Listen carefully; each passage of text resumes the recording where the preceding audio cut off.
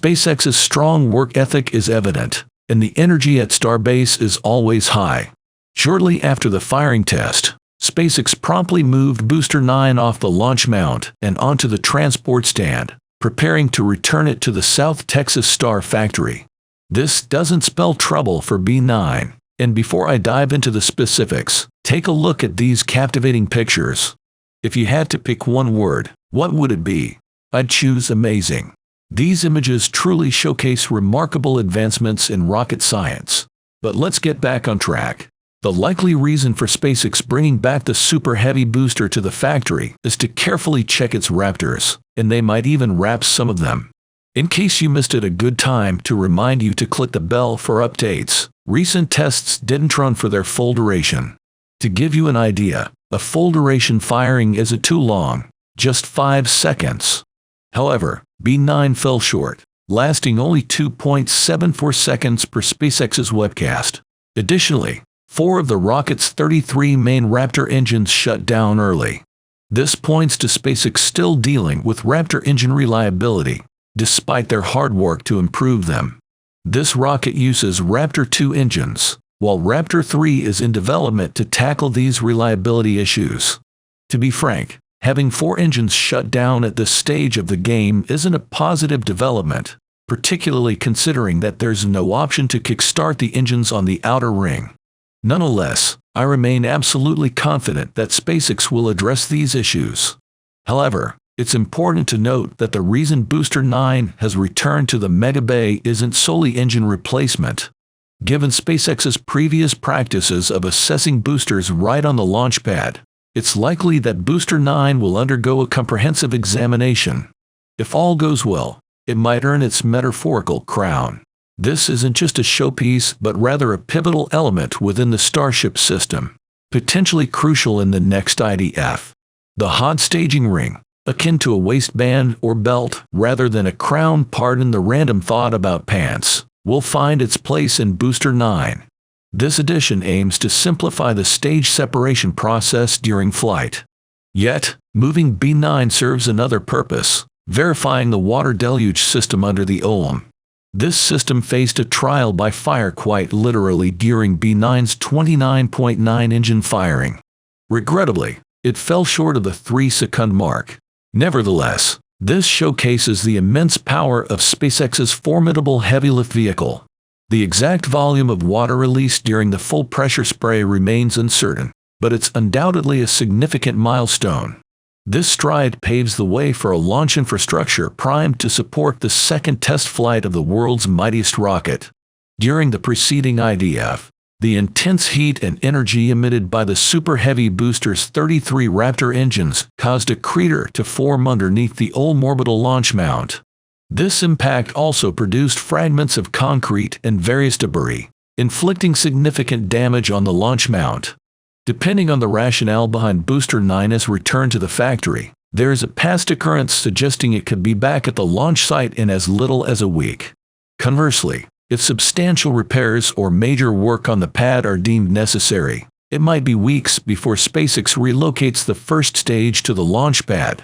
Considering the sequence of full wet dress rehearsals and one or several 33-engine static fires that Booster 9 must undergo before achieving flight readiness, these tests will prove more risky and demanding compared to any prior prototype test. The notion that Starship will be ready for its second orbital launch within this month, as Musk had pledged, holds no real probability. Of course, the timeline for the next Starship flight test isn't entirely within SpaceX's control. The company must still gain the green light from the U.S. Federal Aviation Administration (FAA), the authority overseeing all rocket launches. The FAA grounded Starship following the rocket's mid-air explosion during the previous test. Although the decision to ground the rocket was a standard and anticipated procedure given the test's outcome, SpaceX must still secure regulatory approval for their next flight test. Additionally, SpaceX is in a joint position with the FAA as co-defendant in a lawsuit related to the HSC's High-Speed Chase's environmental review of Starbase and the broader Starship launch program. This lawsuit, initiated by environmental and indigenous groups in May, alleges that the FAA neglected to adequately consider the environmental consequences of SpaceX's operations in the region. While the lawsuit is in its earliest stages, it could potentially hinder Starship from launching for years to come.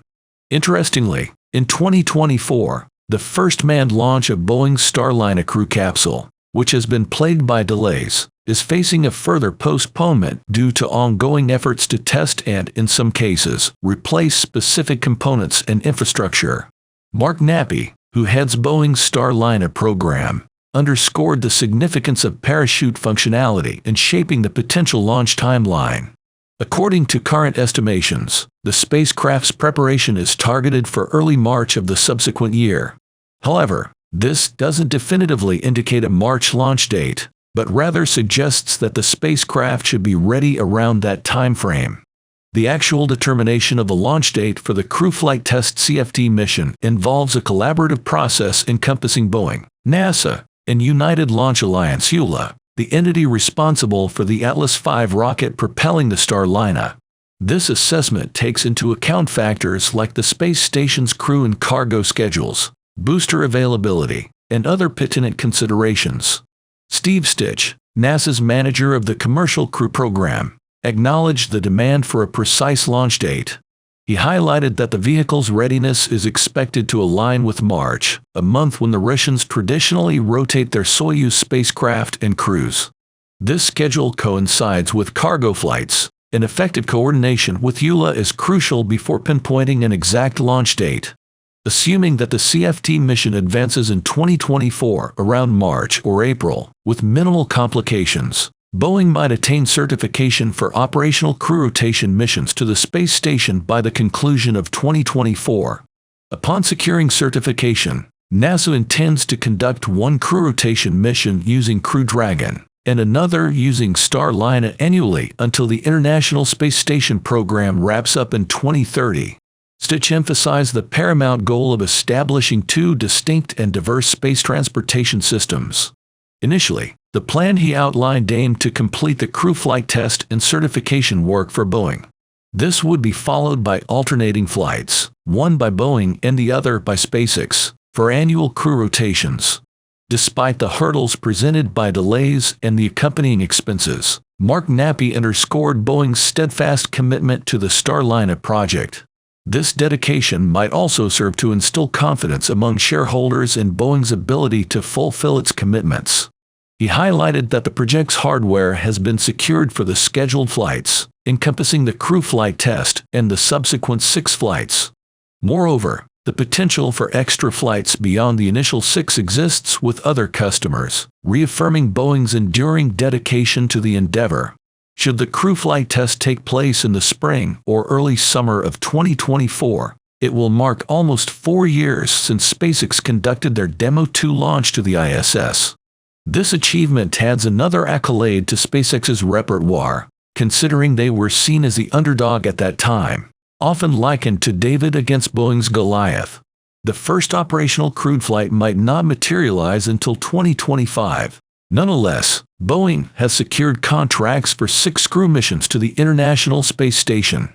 Meanwhile, SpaceX and NASA have recently announced the members of Crew and are aiming for a launch in 2024, at the earliest.